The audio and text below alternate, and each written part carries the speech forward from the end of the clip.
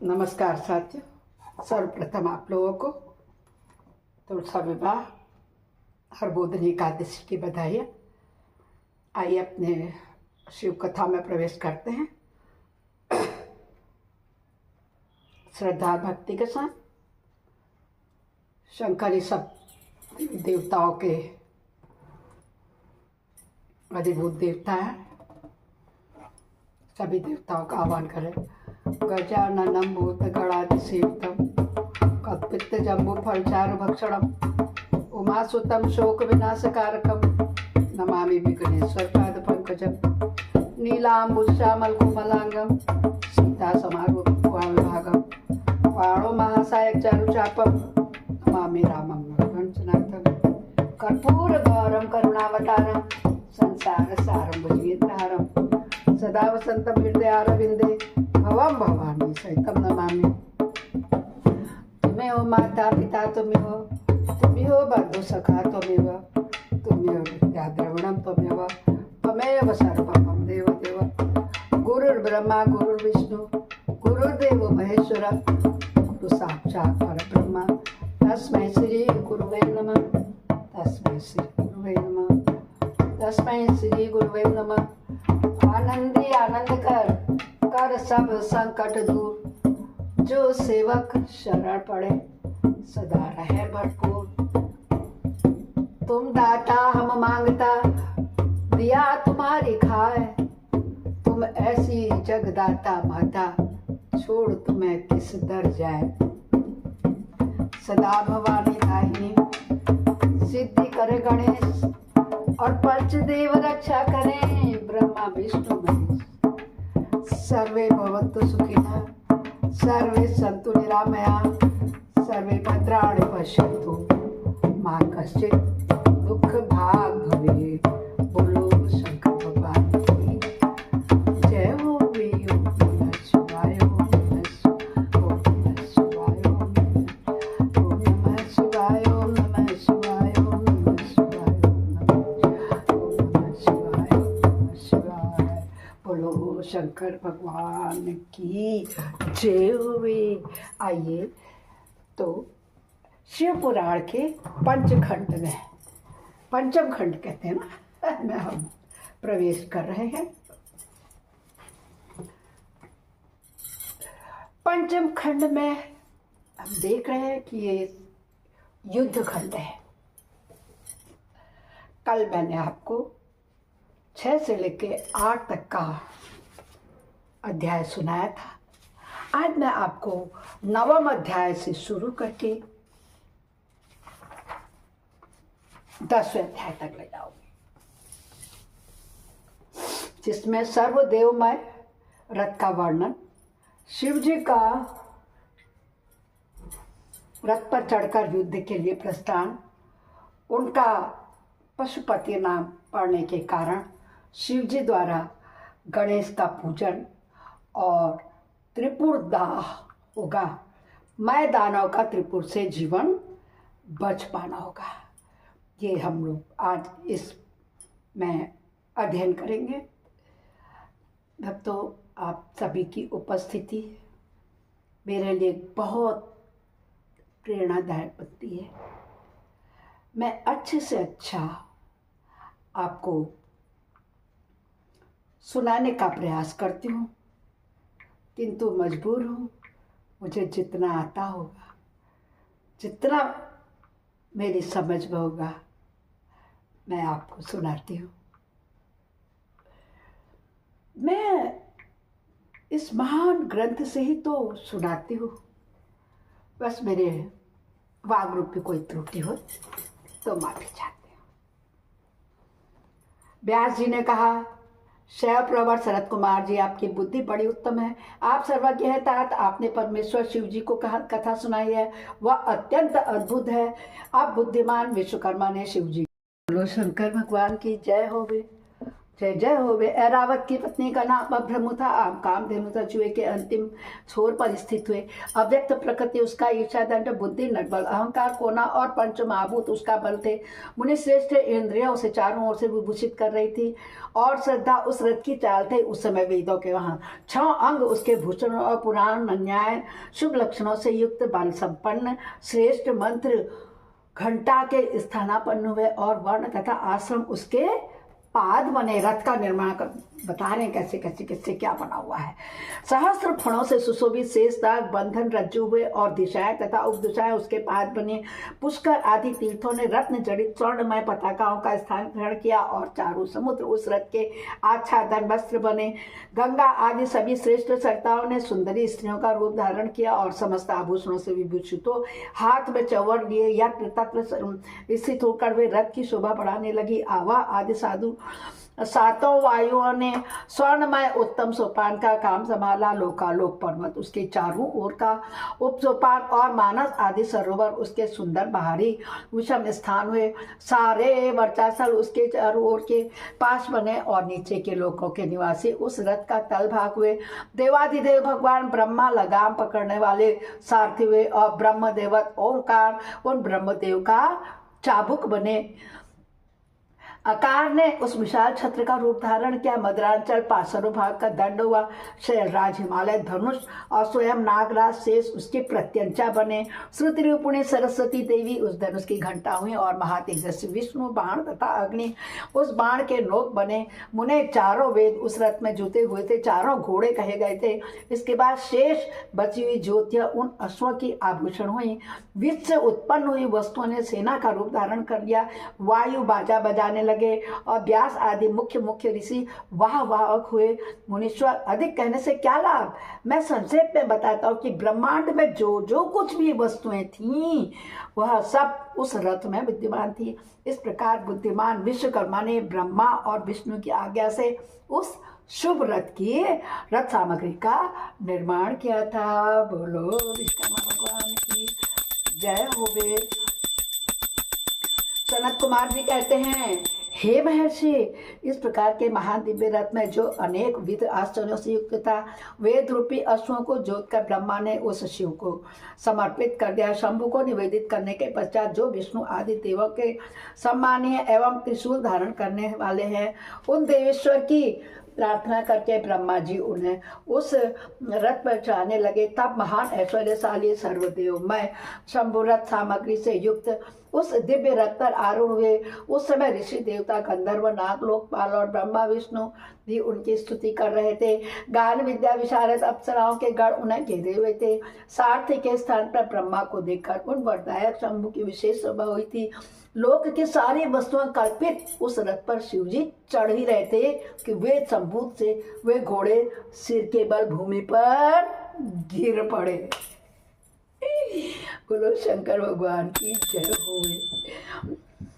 पृथ्वी में भूकंप आ गया, सारे पर्वत डगमगाने लगे। सहसा शेषनाग शिव जी का भार न सह सके, कारण आतुर हो कांप उठे।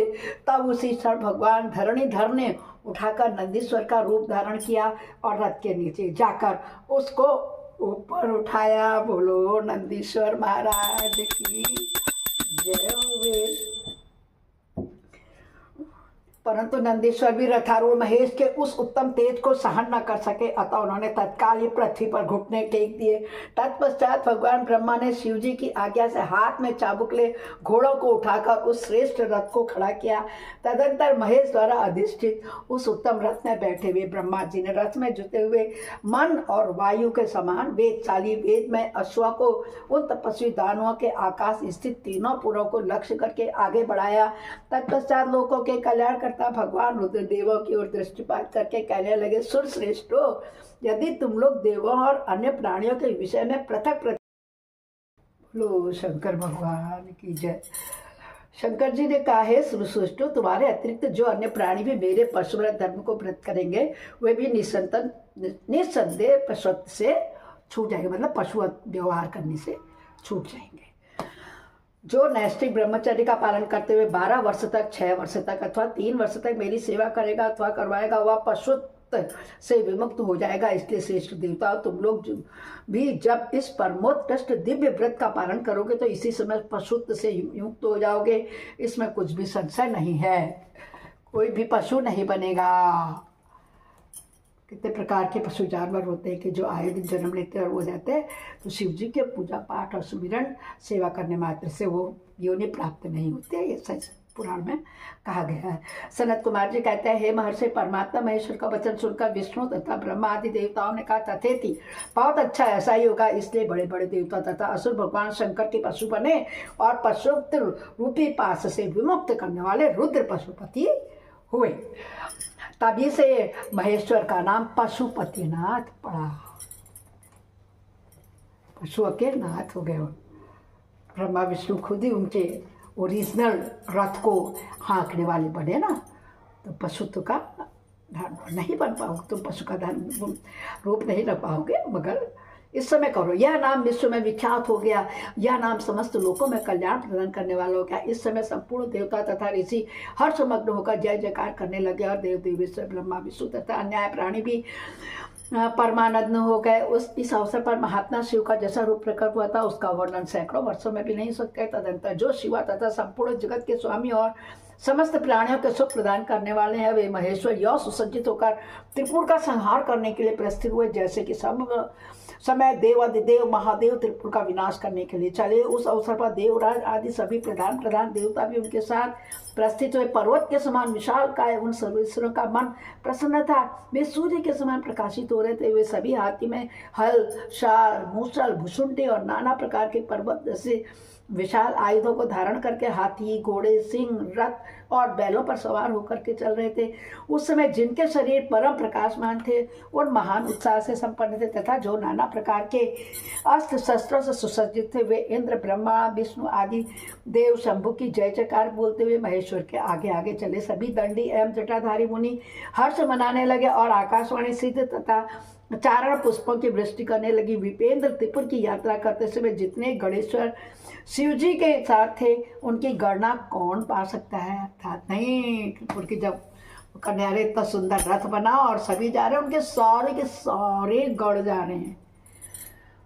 तथापि मैं कुछ तो वर्णन कर नहीं सकता हूँ। योगिन समस्त गणराजों में श्रेष्ठ भृंगी गणेश्वर तथा देवगणों से घिरकर विमान पर आरूढ़ हो महेंद्र की भांति त्रिपुर का विलास करने के लिए चल दिए। उनके साथ साथ केश, विगतवास, भाकेश, महाज्वर, सोमबल्ली, सवर्ण, सोमय, समक, सोमदक, सूर्यवर्चा, सूर्य प्रेषणक, सूर्याक्ष, मुनिरमा, सुर, सुंदर, प्राकस्त, कुंदर, चंड, मुंड, कंपन, चंड और कंपन, अतिकंपन, इंद्र, इंद्रजय, यंता, हिमकर, शताक्ष, पंचाक्ष, सहस्त्राक्ष, महोदर, सतीजुह, शताम्य, रंक, कर्पूरपुतन, दिशिक, त्रिशिक, अहंकार कारक, अर्धवक्त्रक, अष्टवक्त्र, हृदयवक्त्र, अर्धवक्त आदि बहुत से प्रिय अप्रमेय बलशाली और गणाध्यक्ष लक्ष्य लक्षण की परवाह किए बिना ही महेश्वर को घेर कर चल रहे थे। बोलो शंकर भगवान की जय हुए। व्यास जी ने तदंतर महादेव शंभु के संपूर्ण सामग्री सहित उस रथ पर स्थित उन सुद्रोहियों के तीनों पुरों को पूर्ण दग्ध करने के लिए उद्यत हुए। उन्होंने रथ के शीर्ष स्थान पर स्थित हो उस महान अद्भुत धनुष पर प्रत्यंचा चढ़ाई और उस पर उत्तम बाण का संहार करके वे रोषावेश में होंठ को चाटने लगे। फिर धनुष की मूठ को दृढ़ता पूर्वक पकड़कर दृष्टि मिलाकर वे वहां अचल भाव से खड़े रहे।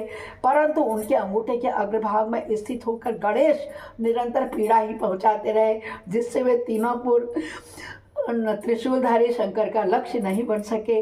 तब धनुष बाणधारी मुंजकेश विरूपाक्ष शंकर ने परम शोभन आकाशवाणी सुने। उस व्योमवाणी में क्या था सुनो। ऐश्वर्यशाली जगदीश्वर, जब तक आप इन गणेश की अर्चना नहीं कर लेंगे तब तक इन तीनों पुरों का संहार नहीं कर सकते।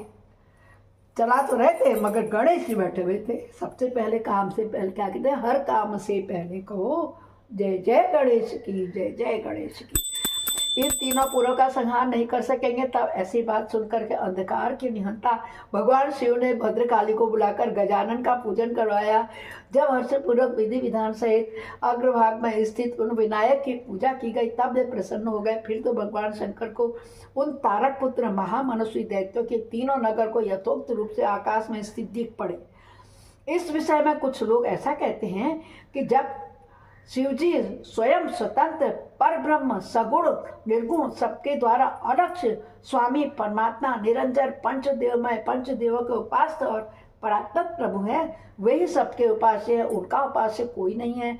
उन सबके पर वंदनीय पर ब्रह्म स्वरूप उन देवेश्वर महेश्वर उन विषय में यह बात उचित नहीं जान पड़ती थी। उनकी कार्य सिद्धि अनेक की कृपा पर अवलंबित थी, परंतु मुने उन देवादिदेव वरदानी महेश्वर के चरित्र में लीलावश सब कुछ घटित हो रहा था। वो सब लीला कर रहे थे, माया कर रहे थे। वो बता रहे थे महत्व कि सबसे पहले गणेश की पूजा करनी चाहिए।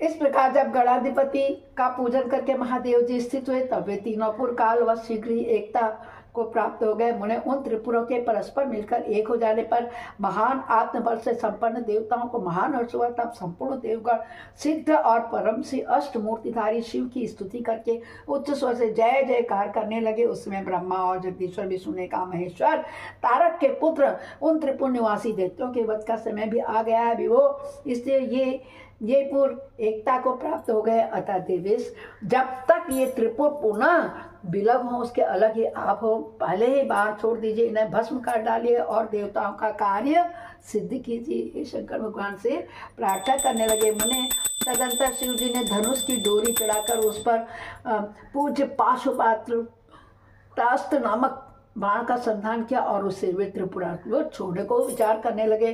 शंकर जी ने जिस समय अपने अद्भुत धनुष को खींचा उस समय अभिजीत मुहूर्त चल रहा था। उन्होंने धनुष की टंकार तथा दूसरा सिंहनाद करके अपने नाम का घोषित किया और उन महासुरों को ललकार कर करोड़ों सूर्य के समान प्रकाशमान उस भीषण बाणों को उन पर छोड़ दिया। तब जिसके नोक पर अग्निदेव प्रतिष्ठित थे और जो विशेष रूप से पाप का नाशक तथा विश्वमय था, उस महान जाज्वल्यमान शीघ्रगामी बाण ने उन त्रिपुर निवासी दैत्यों को दग्ध कर दिया। तत्पश्चात वे तीनों पूर्वी भस्म हो गए। एक साथ ही चारों समुद्र रूपी मेघलावर श्री भूमि पर गिरे। उस समय शिव जी की पूजा का अतिक्रमण कर देने के कारण सैकड़ों दैत्य उस बाण स्थित अग्नि से जलकर भस्म हो गए। हाहाकार हो गया। जब भाइयों सहित आकाश जलने लगा तब उसने अपने स्वामी भक्तवत्सल भगवान शंकर का स्मरण किया और मन ही मन महादेव को देखकर परम भक्तिपूर्वक नाना प्रकार से विलाप करता हुआ वह उनसे कहने लगा। क्या बोला तारकाक्ष? तारकाक्ष बोला, भव आप हम पर प्रसन्न है, यह हमें ज्ञात हो गया है। इस सत्य के प्रभाव से आप फिर कब भाइयों सहित हमको दग्ध करेंगे? भगवान जो देवता और असुरों के लिए अप्राप्य है वह आपके हाथ से मरण रूप में दुर्लभ और लाभ हमें प्राप्त हो गया है। अब जिस जिस योनि में हम जन्म धारण करेंगे वह हमारी बुद्धि आपकी भक्ति से भावित रहेगी। मुने यह वे दैत्य विलाप कर ही रहे थे कि वे शिव जी की आज्ञा से उस अग्नि ने उन्हें अद्भुत रीति से जलाकर राख की ढेरी में बदल दिया। बोलो शंकर भगवान की जय हो। वे व्यास जी और जो भी बालक और वृद्ध दानव थे वे शिवाज्ञा अनुसार उस अग्नि द्वारा शीघ्र ही जलकर भस्म हो गए। यहाँ तक कि उन त्रिपुरा में जितनी स्त्रियां और पुरुष थे वे सब के सब उस अग्नि में उस प्रकार दग्ध हो गए जैसे कल्पांत में जगत भस्म हो जाता है। उस समय उस भीषण अग्नि से कोई भी स्थावर जंगम बिना जले नहीं रह सका, कोई भी नहीं बचा, किंतु असुरों का विश्वकर्मा अविनाशी माया जो था वो बच गया, क्योंकि वह देवों का अविरोधी था, शंभु के तेज से सुरक्षित और सदिग्ध था, भक्त था। विपत्ति के अवसर पर भी वह महेश्वर का शरणागत बना रहता था। जिन दैत्यों तथा उन प्राणियों का भाव अभाव अथवा कृत अकृत प्राप्त होने पर नाशकारक पतन नहीं होता, वे विनाश से भय बचे रहते हैं। इसलिए सत्पुरुषों को अत्यंत संभावित उत्तम कर्म के लिए ही प्रयत्न करना चाहिए, क्योंकि निंदित कर्म करने से प्राणी का विनाश हो जाता है। अतः गर्हित कर्म का आचरण भूलकर भी नहीं करना चाहिए। उस समय भी जो दैत्य बंधु बांधवों सहित शिव जी की पूजा में तत्पर थे वे सब के सब शिव पूजा के प्रभाव से दूसरे जन्म में गणों के अधिपति हो गए। बोलो शंकर भगवान की जय हुए। ये शंकर की लीला है। बोलो शिव शंकर भगवान की जय हो।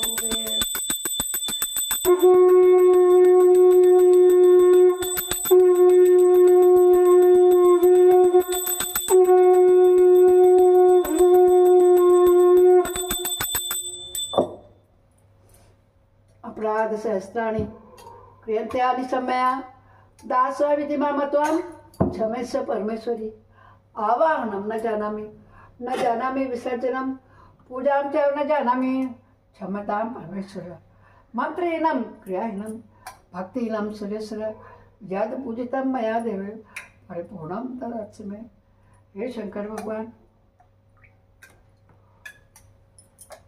हे दुर्गा माता, हे शक्ति माता, हे समस्त देवी देवता, आपकी जय होवे, जय होवे। नमस्कारम नमस्कारम। नमः शिवाय नमः शिवाय नमः शिवाय नमः शिवाय नमः शिवाय नमः शिवाय नमः शिवाय नमः शिवाय। इस प्रकार भक्तों हमने आज शिव पुराण रुद्र संहिता का 9वां और 10वां अध्याय अध्ययन किया। आप सब लोग बहुत पुण्यशाली हैं, परमात्मा है जिनको कि यह देखने और सुनने को मिला। इस कथा को सुनने से हमारे जन्म जन्म के पाप नष्ट हो जाते हैं। जिसे श्रवण कर मिट जाती है जन्म जन्म की व्यथा, यही है शिव शंकर कथा, यही है भोले बाबा की कथा। नमः शिवाय, ओम नमः शिवाय। आप सभी लोगों को बहुत बहुत बहुत बहुत धन्यवाद। मेरा पूरा शिव पुराण सावन के महीने से आप लोग सुनते आ रहे हैं। यदि किसी का छूट गया हो तो मेरे ऑनलाइन में मेरे वीडियो से आप लोग निकाल के प्रतिदिन का क्रम वाइज डेट सहित डाला गया है। आप अध्ययन कर अपने इस जीवन को धन्य बना सकते हैं। सभी का दिवस शुभ हो। नमस्कार। कल फिर मिलते हैं।